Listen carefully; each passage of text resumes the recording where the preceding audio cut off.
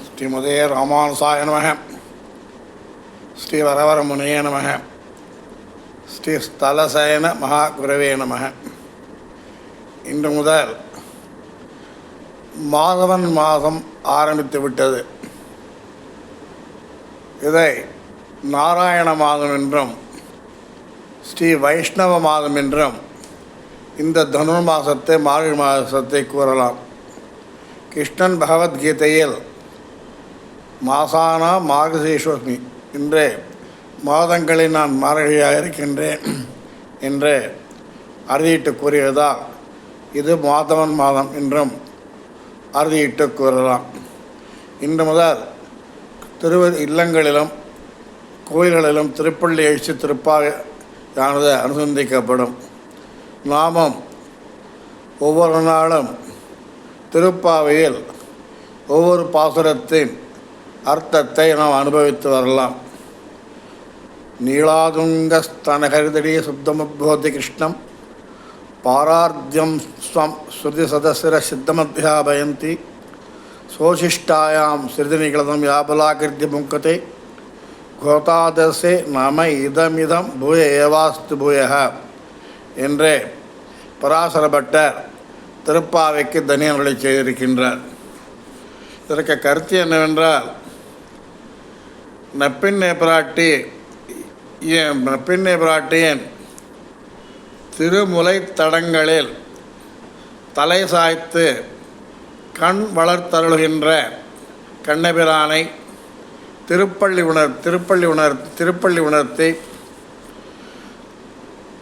அடிமை செய்யும் விஷயத்தில் தனக்குள்ள ஆவலை அறிவித்து தன் குழலில் சூட்டிய பூமாலையாலே கண்ணபிரானை விலங்கிட்டு, கண்ணபிரான் எவ்வளோ இடத்துல விளங்கிடுவார். அவத்தை கண்ணுன்னு சொருத்த அவனை கட்டி போட்டு அவளை தாம்பு கயிறை கொண்டு, இவளோ ஆண்டாளோ தன் சூடி கொடுத்த பூமாலையால் அவளை கட்டி போடுற. கிருஷ்ணன் நிறைய கட்டுப்பட்டுருக்கிற எல்லாருக்கும் நல்ல அதான் சௌலபியம் அப்படிங்கிறது. இதை விளங்கிட்டு அனுபவித்த ஆண்டாளை நான் இன்று திருவடி தொழுகிறேன் என்று இப்பாசுரத்திற்கு விளக்கமானது உண்டாகும். அடுத்ததாக அடுத்த தினியனில் சூடி கொடுத்த ஆண்டாளுக்கு சூடி கொடுத்த சுடர்கொடியே தொல்பாவை பாடி அருளவல்ல பல்வளையாய் நாடினி வேங்கடவர்க்கு என்னை விதி என்னை இம்மாத்தன் நாங்கடவா வண்ணமே நல்கே என்றே பாசுரமாக போய்கொண்டிருக்கின்றது. ஆண்டாள் வேங்கடவர்க்கு என்னை விதிக்கிற்றியே என்று ஏன் பாட வேண்டும்? வேங்கடவன் மேல் அவளுக்கு அதீதமான காதலானது உண்டாயிற்று. அந்த காதலே வசப்பட்டு வேங்கடவர்க்கு என்னை விதிக்கின்றியே என்று பாடுகிறாள். இதில் நீளா என்று முதல் ஸ்லோகத்தில் நீளா என்றால் பின்னை என்றும் ஒரு பொருள் உண்டு. அதை இவள் யசோதையின் தம்பியான கும்பன் என்பவன் மகள். இவளை மணமடிக்க வேண்ட ஒரு நிபந்தனை வைத்தான் கும்பன். அதாவது முரட்டு 7 எருது காளமாடு, அது யார் அடக்குகின்றானோ அது யாராலையும் அடக்க முடியாது. அப்போ யார் அடக்குகின்றானோ அவனுக்கே நான் என் பெண்ணை மனம் செய்து கொடுப்பேன் என்று கூறும் பொழுது, கண்ணனானவன் 7 உருவங்களை எடுத்துக்கொண்டு அவன் காடைகளை அடக்கி நப்பின்னையை மனம் பெறுகின்றான். ஆகையால் நீலாதேவியானவள் பூதேவியின் அம்சமாகும். ஆகையால் நீலா என்று அழைக்கப்படுகின்றாள். குத்து விளக்கரிய கொட்டுக்கால் கட்டில் மேல் இவளை நப்பின்னை அதாவது நக்கீரன் செத்து கீரன் நக்கீரன், அதேபோல் பின்னை நப்பின்னை என்று ந என்பது அலங்கார வார்த்தையால் உபயோகப்படுவதாகும். அதாவது நப்பின்னையானவளையார் குத்துவிளக்கு அவளே தன் பாட்டில் பாடுறா, குத்துவிளக்கரே கொட்டுக்கால் கட்டில்மை நப்பின்னை நங்காய் அப்படின்னு சொல்கிறார். நப்பின்னை கொங்கை மேல் வைத்து கிடந்த மலர் மார்பா என்றே எம்பெருமானை அழைக்கின்றாள். அதைத்தான் நீளாதுங்க ஸ்தனகரிதடிய சுப்தம் என்றே இந்த வார்த்தைக்கான அர்த்தமானது. நப்பின்னை கொங்கை மேல் வைத்து கிடந்த மலர் மார்பன் கிருஷ்ணன் நீளாதுங்க ஸ்தனகிரி. அதாவது ஒரு குடும்பமானது இருக்கின்றது, சமுதாயம்னு வச்சுக்கோங்களேன். ஒரு ஊரில் ஒரு சமுதாய குடும்பமானது, ஒரு குடும்பங்கள் மக்கள்லாம் பெருக அவளுக்கு போஜனம் கிடைக்கணுமே, சாப்பாட்டுக்கு. ஏன்னா அவன் எங்கே போவான்னா தரிசனங்களுக்கு போவா. மலை சார்ந்த இடங்கள், மலைகள் தான் கனிகள் கொடுக்கும், தானியங்கள் கொடுக்கும், சாப்பாடு தானியங்கள் கொடுக்கும். அங்கே இருக்கிற விஷயங்கள்லாம் பழங்கள் கொடுக்கும், எல்லாம் தானிய பயிர் செய்யலாம். அதற்காக சமூகம் கூட்டமாக ஒரு மலையடிவாரத்திலே குடியிருப்பது போல குடியிருப்பார்கள். இது உலக நியதி. அவ்வாறே போல பெருமாள் எப்பேற்பட்டவன்? சக குடும்பியானவன், பெரிய குடும்பம் அவனுக்கு. நம்ம எல்லாரும் நாலு சப்தங்கள், நம்ம அத்தனை பேருமே அவன் குடும்பம்தான், அவன் குடும்பம்தான். அவன் பெரிய குடும்ப தலைவன் நமக்கெல்லாம் அவன். அப்பேற்பட்டவன் சர்வ குடும்பியான சர்வேஸ்வரன் ஒரு மலையடி வாரத்துக்கு போகின்றான். எந்த மலையடி வாரம்? நப்பின்னையின் திருமுலைத்தடம் என்கிற மலையடி வாரத்திற்கு போய் தலையெழுத்தப்படுகின்றான் கண்ணன். அதை நம்மாழ்வார் ஏராளம் இறையோனும் என்ற பதிகத்தில் இந்த நிறைவினால் குறைவில்லா நெடும்பனைத்தோள் மடப்பின்னை பொறையினால் முலையணைவான் பொழுது எருதே அடர்த்த என்று நப்பின்னை முலைகளோடு அணைவதற்கென்றே கண்ணன் 7 எருதுகளை அடக்கினான் என்று சொல்லுவார். அதன் பிறகு உம்பர் கோமானை உறங்காது எழுந்திரே என்னும் கொடுக்கும் விஷயமாக துயிலாய் விமலா வெப்பங்கொடுக்கும் விமலா துயிலாய் செற்றார்க்கு வெப்பங்கொடுக்கும் விமலா துயிலாய் என்று திருப்பாடுவனத்தையுள்ளார்.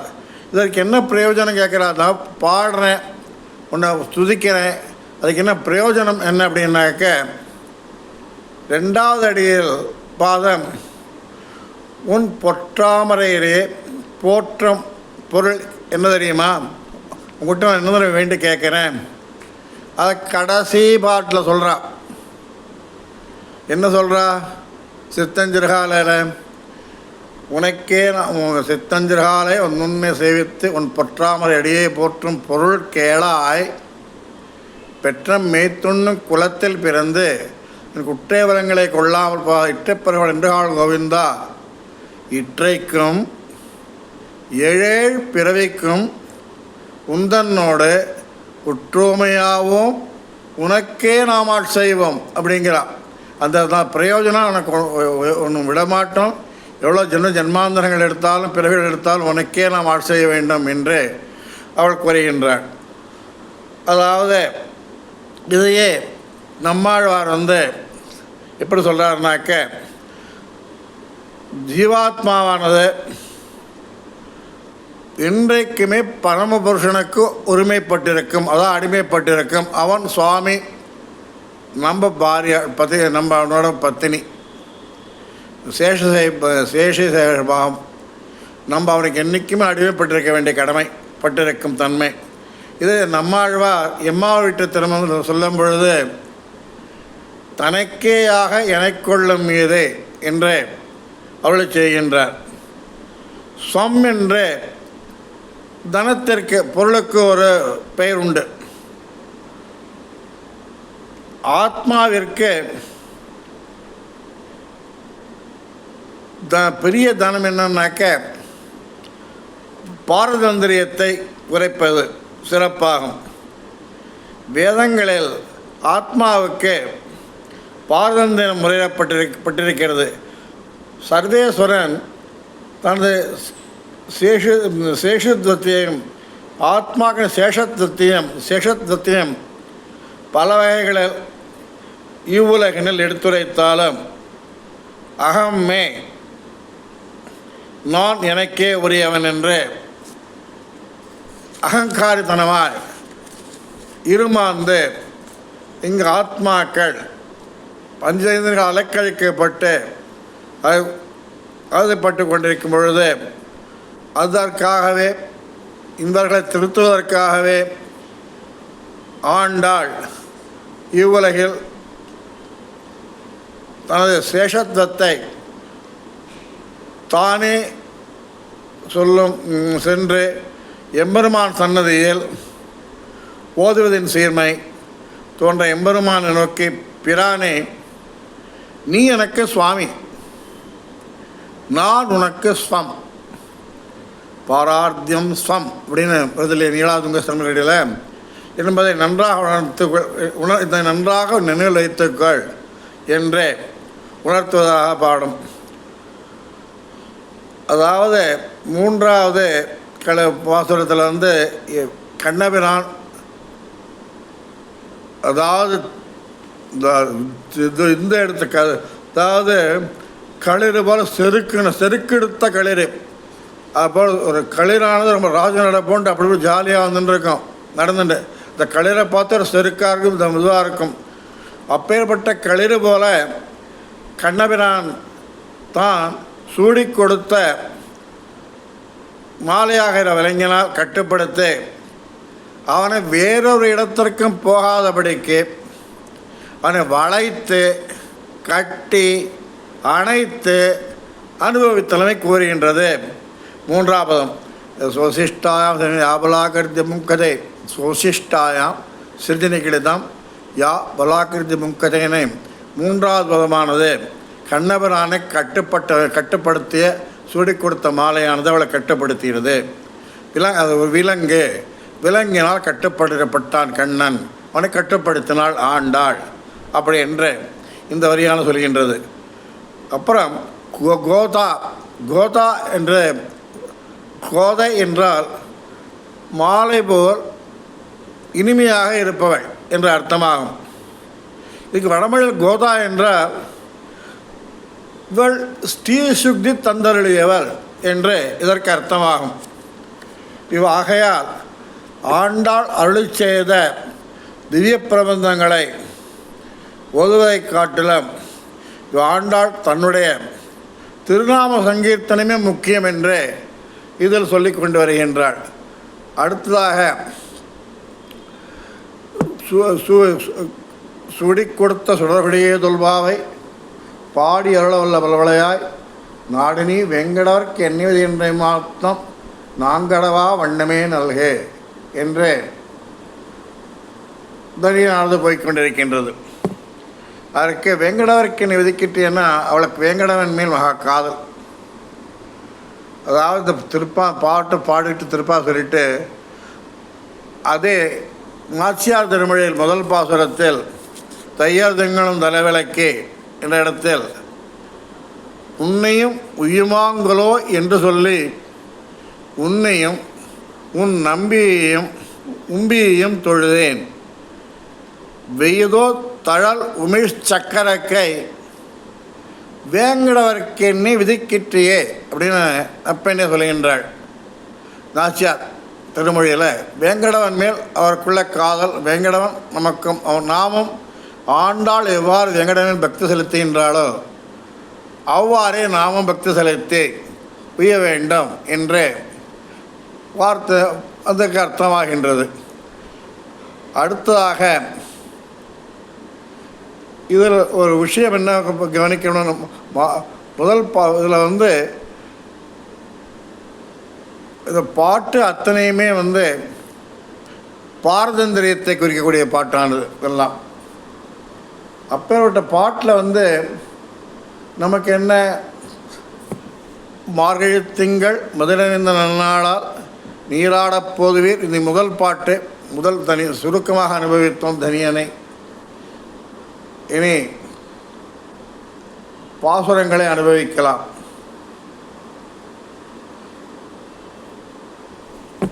மார்கழி திங்கள் மதிநனைந்த நன்னாளால் நீராடப் போதுவீர் போதுமினோ நேரிழையீர் சீர்மல்கு ஆய்வாடி செல்வச் சிறுமீர்கள் கூர்வேல் கொடுந்தொழிலன் நந்தகோபன் குமரன் ஏறார்ந்த கண்ணி யசோத இளஞ்சிங்கம் கார்மேனி செங்கண் கதிர்மதியம் போல் முகத்தான் நாராயணனே நமக்கே பறை தருவான் பாரோர் புகழ படிந்தேலோர் எம்பாவாய் என்றே இந்த பாசுரமானது முதல் பாசுரமானது போகின்றது.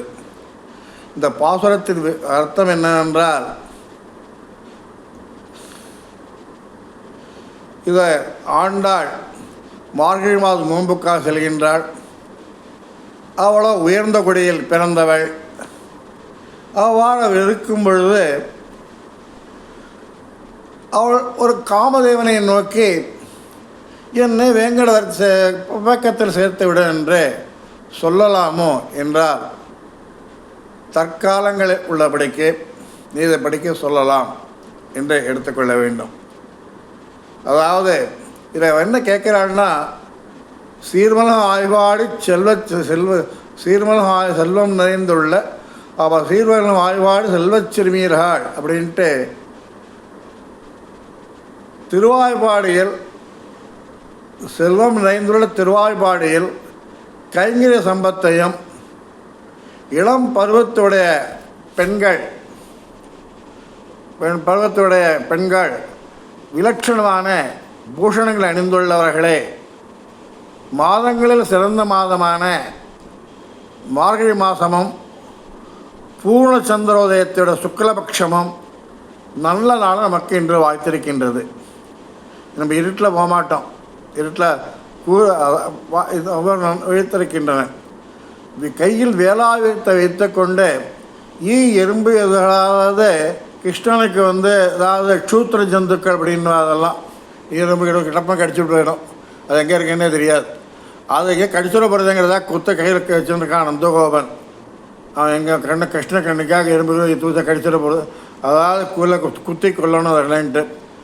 அப்பேற்பட்ட நந்தகோபனுக்கு இவ்வாறு பாசத்துடன் கூடிய நந்தகோபனுக்கு பிள்ளையாக பிறந்தவனே, அழகு நிறைந்த கண்களுடையவன யசோதை பிராட்டிக்கு சிங்கக்குட்டி போன்று இருப்பவனே, காலமேகத்தையுடைய திருமேனியுடையவனே, சூரியனையும் சக்தினையும் போன்ற திருமுகத்தை உடையவனுமான சிவன் நாராயணன் தானே என்றிருக்கின்ற பொழுது நமக்கே பறை தருவான். பறை என்ற பறை கொடுக்குவனாக இருக்கின்றான். ஆதலால் இவ்வுலகத்தோர் கொண்டாடும்படி அனைவரையும் நோம்பில் போதுவி நீராட வாருங்கோள் என்றே அழைக்கின்றாள். இதில் ஆயர் சிறுமிகளை நோம்பு நோக்கச்ச நோற்பதற்கு வசதியாக நமக்கு இங்கே விலட்சணமான காலம் நேர்ந்தபடின்னு சொல்லுகின்றாள். இப்போப்பட்ட சுக்கரபக்ஷ சந்திரன் இது மாதிரி நல்ல மெதுவாக இருக்கே வாங்கோ அப்படின்ட்டு. ஒருத்தர் நெடுநாள் சிறையில் இருந்தவன் அதிலிருந்து விடுபட்டு சுற்றத்தல சொந்தங்களோட கூடச்ச கீழ்கழிந்த நாளை போலன்றியே இன்றைய நாளும் வயலட்சணமாக இருக்குது என்று கொள்ள. கீழே ரொம்ப துன்பப்பட்டான். வயலட்சணமான நாளாக சூரியன் சந்திரன் இருக்குது, குளிர்ச்சியான இருக்குது, உஷஸ்க்கு அதுவாக இருக்கா, பிரம்ம முகூர்த்தமாக இருக்குது, காலையில் எல்லாம் குடிக்கிறதுக்கு வாங்கோ என்று சொல்வது போல சொல்லுகின்றாள்.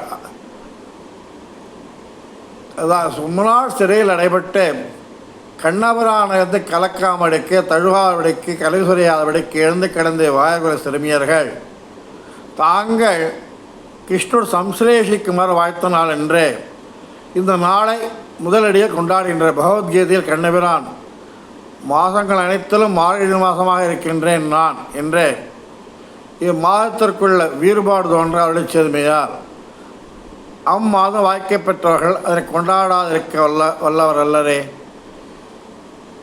ராமனை முடிசூட்ட பாரித்து முயன்ற பொழுது வசந்த ருதுவில் முதன்மையான மாதம் சித்திர மாதம் நேர்பட அங்கு கொண்டாடினார்கள் போல் இவளும் கண்ணபிரானை அடைவதற்காக மார்கழி மாதத்தை தேர்ந்தெடுத்து நெஞ்சு கிளைக்கின்றனர். இடையர் தலைவர்கள் சாதாரணமாக வெள்ளம் குடிகளுக்கு கஞ்சி உள்ளே ஆற்றுக்குள்ளே படுத்துன்னு இருப்பா. அவர்களால் வெளியில் போனாக்கா எழுந்துன்னா வேலை தடுக்கணும். அந்த தடயம் இல்லாதபடிக்கு காலம் குளிக்க வேண்டிய காலம், நோம்பு நோக்க வேண்டிய காலம் இருக்கின்றது என்கின்றாள். அவ்வாறு இருக்கும் மது நிறைந்த நன்னாளான்னு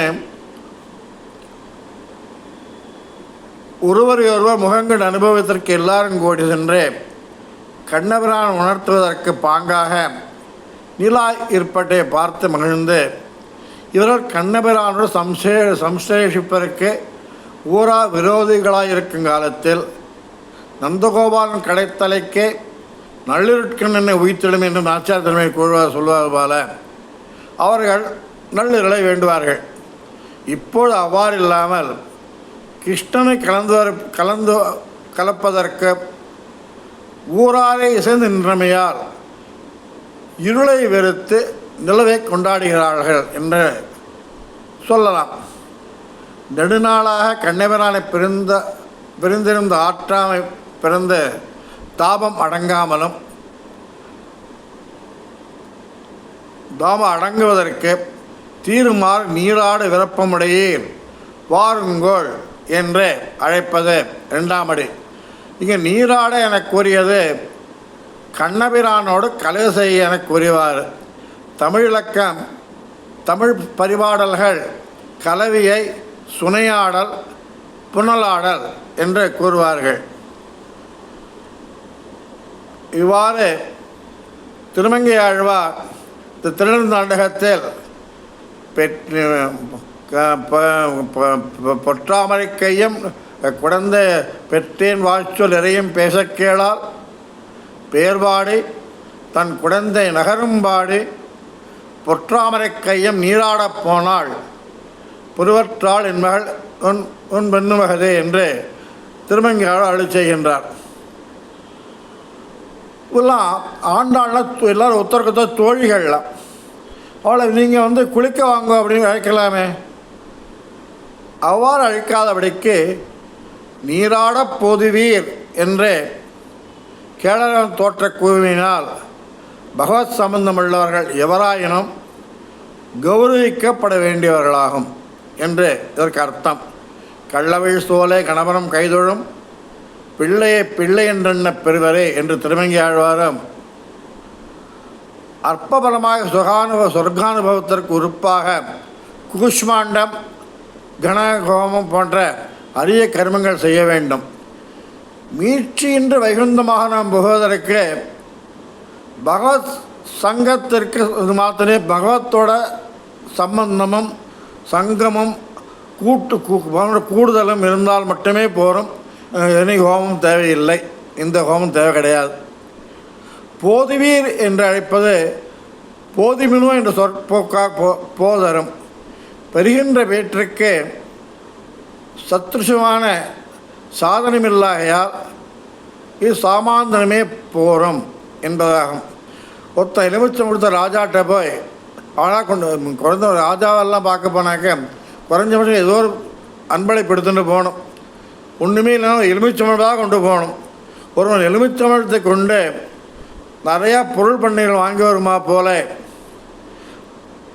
அந்த பழமாக சாதன கோடியில் அதாவது செய்ய முடியும். எலுமிச்சம்பழத்துக்கும் இதுக்கும் இதுவாகுமோ ஈடாகுமோ நல்லா நீச்சல்லாம் வாங்கிட்டு வருவான் என்பதை உணர்த்த போதுவீர் போதுவினோ என்று வருகிறவர்கள் எல்லாரும் வரலாம் என்பது போல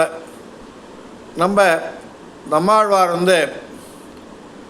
தொண்டீர் எல்லீரும் வாரீர் தொண்டீர் எல்லீரும் வாரீர் அப்படின்ட்டு நம்மாழ்வார் சொல்கிறார். அதே போல் யார் யார் வரணும் என்று ஆசைப்படுகின்றவர்களும் அனைவரும் வரலாம் என்பதுதான் இதற்கு அர்த்தமாகும். சீர்மல்கும் ஆய்பாடு என்பதனால ஆய்பாடுக்கு அயோத்தி மாநகரை காட்டும் ஒரு மேன்மை உண்டு.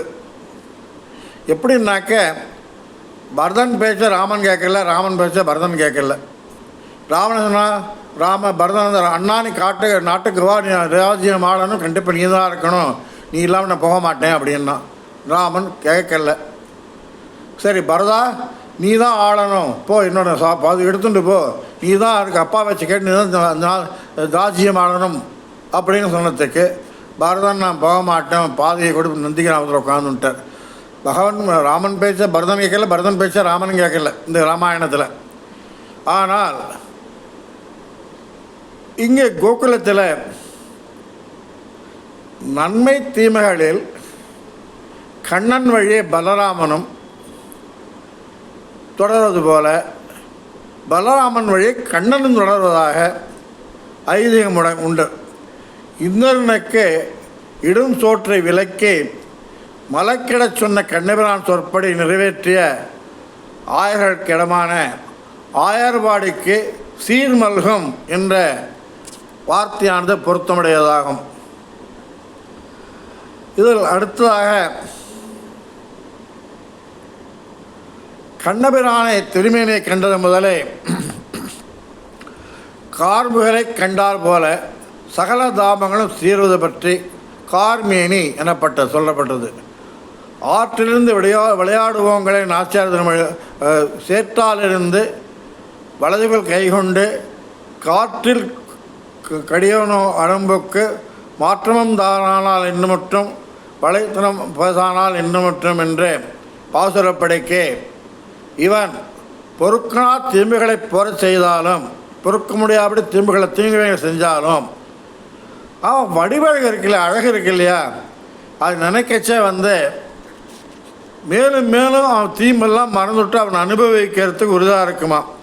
கார்மேனி செங்கன் கதிர்மதியம் போல் முகத்தான் என்று அழகில் இடப்பட்டு கூறுகின்றனர் திருமணமண்டலத்தில். ஒளி கதிரவனம் குளிர்ச்சிக்கு திங்களும் ஓமை என்று சொல்லலாம். இவளை அழகு பொருந்தியவன் இப்படி அயர் பொருளாக இருக்கின்ற நமக்கு வருந்த நாகினவாக இருக்கின்றான் என்று நாராயணனே என்பதால் நாராயண சப்தம் நாராயணனே நமக்கே பறை தருவான் அப்படின்னு சொல்கிறான்.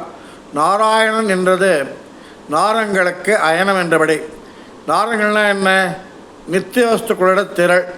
அவையாவன ஞானானந்த மலத்வாதிகளும் ஞான சக்தியாதிகளும் வாத்சல்ய சௌசல்யாதிகளும் திருமேனியம் காந்தி சௌகுமாரியாதிகளும் திவ்ய பூஷணங்களும் திவ்ய ஆயுதங்களும் பெரிய பிராட்டியார் தொடக்கமாக நாச்சிமார்களும் நித்திய சூரிகளும் சத்திர சாமராதிகளும் திருவாசல் காக்கும் முதலிகளும் கணாதிபரும் முக்தரும் பரமாகாசமும் பிரகிருதியும் பக்தாத்மாக்களும் காலமும் மகதாதி விகாரங்களும் அண்டங்களும் அண்டத்துக்குட்பட்ட தேவாயுத பதார்த்தங்களும் ஆயன என்கிறது. இவற்றுக்கு ஆசிரியம் என்கிறபடி அயனம் என்றது இவற்றுக்கு ஆசிரியம் என்கிறது. அஞ்ஞனுக்கு இவன் தன் ஆச்சரியமாக உடையவன், அத்தனையும் தன் சரீரமாக உடையவன் என்று சொல்லலாம். இவன் அத்தனை ஆச்சரியமாக உடையவன் எனவும் பிள்ளலோகாச்சாரியர் அவருடைய செயல். நாராயணனே என்ற இடத்து ஏகாரம் ஒரு பிரிநிலை பொருளாய் நாராயணன் அடியாருக்கு காரியம் செய்யும் இடத்து எந்த ஒரு சாதனங்களை அவன்கிட்ட எதிர்பாராது அவன் செய்து தலை கட்டுவான், செய்து கொடுப்பான் என்பது உணர்த்தும். நமக்கே என்று சொல்லும் இடத்து அங்கேயும் ஒரு ஏகாரம் வரும். நமக்கே என்று சொல்லும் ஏகாரம் அப்பொருட்டாய் நாராயணன் சர்வசாதாரண சுவாமியாயினும் ஆகிஞ்சன்யம் அந்நியகிருதித்வம் என்றே அதிகாரங்கள் அமைந்த நமக்கென்று மற்றோருக்கு காரியம் செய்யான் என்பதை தெரிவிக்கும். பறை என்பது நோன்புக்கு அங்கமான ஒரு வாத்தியம் விசேஷம். இவ் ஆட்சிகள் மேல் மாலை மணிவண்ணா என்ற பாட்டில் அபேட்சித்தபடி கண்ணபிரான் பறை தருப்பகை அது கண்ட இவர்கள் சித்தஞ்சிறுகால என்ற பாசுரத்தில் இற்றை பறைகொள்வான் என்றுகான் கோவிந்தா எற்றைக்கும் ஏழு பிறவிக்கும் உந்தன்னோடு உற்றுமையா உனக்கே நாம் ஆட்செய்வோம் மற்றை நம் காமங்கள் மாத்து என்று கூறினபடியால் பறை என்று சொல்லி கொண்டு போவது நாட்டார்க்கு வியாஜமே என்றே உள்ளே என்னன்னாக்க பறைன்னாக்க சுமார் மோளம் கட்டுறது, தோல் வாத்தியம் தாள வாத்தியம் அந்த வாத்தியம் மோளம் தவில் அது மாதிரி இருக்கிற பறைன்னா அது போல் ஒன்று உண்டு. அது உள்ளோட சப்தார்த்தம் என்னன்னாக்க பறை கைங்கரியம். பறைக்கு என்ன பேர்? கைங்கரியம். நாராயணனே உனக்கு நாங்கள் செய்ய வேண்டிய கைங்கரியங்களை எங்களுக்கு கொடுத்தருள வேண்டும் தான் கைங்கரியத்தை வேண்டுகிறாள் என்றும் கைங்கரியத்தை தாமாகவே செய்ய இவர்களுக்கு பிராப்தி உள்ளதாயினும்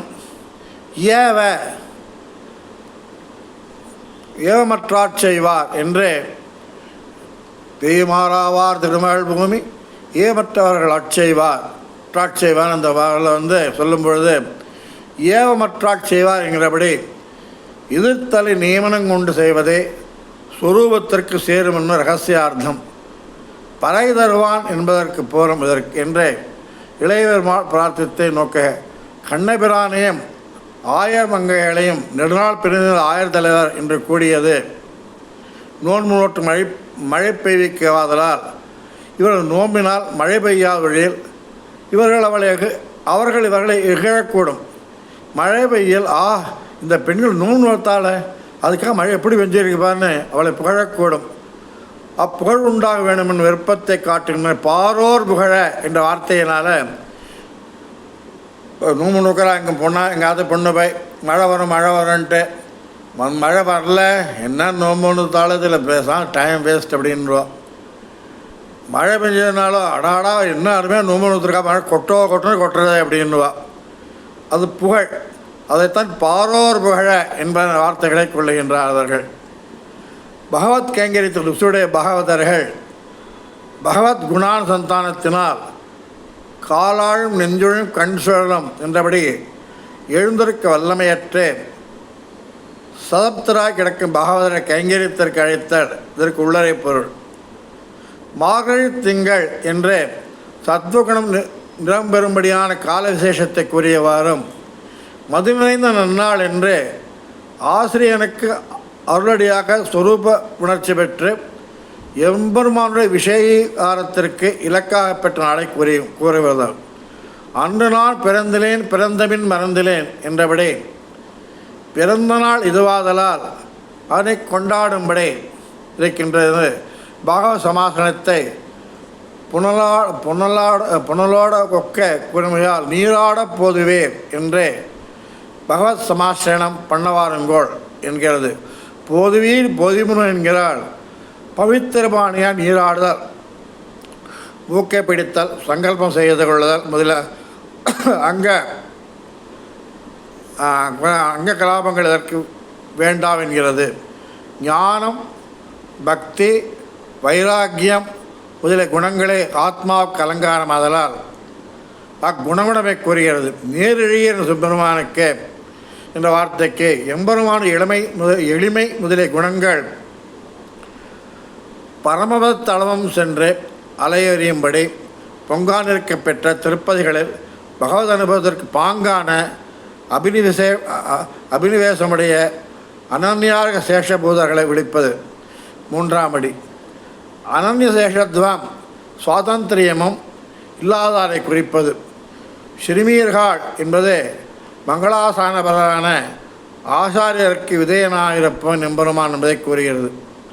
நான்காம் அடி பூர்ணமான ஞானத்தை விளக்க கடவது. குலந்தரும் செல்வந்தந்திரம் என்ற சகல அதிசயங்களையும் தரக்கடவதான பிரியதர்மந்தரத்தின் தனது வேறுபாடு தோன்ற விளங்குவன் எம்பெருமான் என்பது கூறுகிறது. ஐந்தாம் அடிகள் கண். ஞானம் திருமந்திரம் தாயாக சொல்லப்படுவதனால் இங்கு யசோதை என்று திருமந்திரத்தை குறித்தவாறும் மந்திரம் எம்பெருமானை தன் கருவிலை வைத்து கொண்டு எல்லாம் அறியலாமடி பிரகாசிப்பதற்கு தன்மையை பற்றி தாயாக கூறப்படுதல் பொருந்தும் என்கை. ஆசிரியனுடைய போக்கியத்துவத்தை சொல்கிறது. ஆறாம் அடி அடியார்க்கு அணுகத்தக்கவனாய் அல்லாதார்க்கு கிட்ட ஒண்ணாதபடியாக இருப்பவன் என்பருமான் என்பது விளங்கும். கதிர்மதியும் போல்முகத்தான் என்பது எம்பெருமானிடத்தன்றே மற்றொரிடத்து யாம் பேறு பெற கடமைப்பட்டுள்ளோம் என்பதை காட்டுவது. ஏழாம் அடி பகவதாசிரியனத்தினால் நமக்கு அளவற்ற புகழ் உண்டாகும் என்கிறது. பாரோர் புகழ் என்பது இனி இந்நடையில் அவரவர்கள் மதுவை சித்திரிக்கேற்ப சுவாபதேச அர்த்தங்களை விழுந்துள்ளார்கள். ஏலோர் எம்பாவாய் அப்படின்னு கூப்பிடுறது என்னன்னாக்க, இத்தொடர் மொழிக்கு தனித்தனியே பொருள் ஆராய வேண்டாம். தடம் மொங்க தம் மொங்கோ என்று திருமங்கை ஆழ்வார் அது அரக்கிய நிலைமையை பற்றி பாடுகும் பொழுது தடம் மொங்கத்தெங்கோ என்று முதலிவை நோக்க புகார்கள் ஏலோபரமாய் என்ற முகடத்தினால் பாசுரம் கூறுவது மரபு எனக்குள்ள இது மிக்க பொருத்தமுடையதும் ஆகும். மங்களாசாசனத்தில் ஒருமைப்பட்டவர்கள் பல்லாண்டு என கூறுவதையும் இங்கு ஒருபடி ஒப்புமை நோக்கலாம். இனி பாவாய் அப்படிங்கிறது எங்கள் விரதமே, ஏல் எமது கிருசைகளை நீ ஏற்றுக்கொள். எம்பாவாய் ஏல் என்பது என்றால் எமது கிருசைகளை நீ ஏற்றுக்கொள். ஓர் பேறு பருவிக்கும் வகையை ஆராய்வாக என்று சப்தார்த்தம் கூறுவது இடமுள்ளதாகும். இப்பொருள் மூலத்தில் விவசிதாபிவராது என்பது பல ஆண்டோர் கொள்கை. அன்று மேல் நாச்சியார் அன்று அதுவும் இல்லாமல் நாச்சியார் திருமொழியில் இந்த திவ்ய பிரபந்தத்தின் முதல் திருப்பகத்தில் கருப்பில் மரக்கணை காமவேளை கேடனை மணிந்தபடி காமசமாசனம் செய்யப்படுவதால் அதற்கு பூர்வ பிரபந்தமாகிய திருப்பாவியில் அக்காமனது தேவியான ரதியை தொழுவதாக கூறுவது உசிதமாக தோற்றுமாற்றால் பாவா என்று ரதியை சொல்லிற்றாம் என்று வைத்துக் கொள்ளலாம். அழகிய மணவாள பெருமாள் நாயனார் இவ்வாறு எழுதினார். ரதியை நினைத்து கொள்ளலாம், பாவா எங்கள் இடத்துல ரதியை நினைச்சுக்கொள்ளலாம். இதனை கண்ட பரகாலஜியர் சிலர் இங்கே பாவா என்று ரதியை சொல்லிற்றாகும் என்பர். மேல் காம சமாசனமாக இருக்கிறது, இங்கே ரதியை சொல்ல வேண்டியது ஏன்? பகவதனாக சமாசனமே தையோர் திங்கள் என்று சொன்னோம். இதில் சாதக பாதங்களெல்லாம் கண்டுகொள்வது பிரயோஜனமுண்டாக இங்கு ரது பிரசித்தி பண்ணலாம். அதுவும் இல்லையரே பிரபந்த இது என்பதை பிரசித்தி என்று எழுதி வைத்துள்ளார். இவ்வாறாக மாரியத்திங்கள் என்னும் பாசுரத்தை அனுபவித்தோம். நோம்பு நூற்றோர் நாமும் இன்று முதல் எம்பெருமானின் திருவடிகளை அடைந்து தொழுது நாமும் ஆண்டாளுடன் கோதை நாச்சியாருடன் சேர்ந்து நோம்பு நூற்று நாமும் உயுமாங்களோ என்று எழுதின்னு நம்மளும் ஆண்டாளை கைதொழுதுனாலே நமக்கு கண்டிப்பாக பரமபதம் கண்டிப்பாக பிராப்தி உண்டு. நாமும் இன்று முதல் திருப்பாவை அணுவாக அனுபவித்து பிடிக்கலாம் என்ற 30 நாளில் முடிந்த அனுபவிப்போம். திருப்பாவை ஒவ்வொரு நாள் ஒவ்வொரு பாசுரமாகவும் இன்று முதல் ஆரம்பித்து அனுபவிப்போம். ஆண்டாள் திருவிடேஸ்வரன் ஆழ்வார் எம்பெருமானா ஜிய திருவிடேஸ்வரன் ஆண்டாள் திருவிடேஸ்வரன் ஆச்சாரிய தலசனத்துறா திருவிடேஸ்வரனும் அடியன் கார்பங்காடு இளங்காடு ஸ்ரீனிவாச ராமானுஜதாசன்.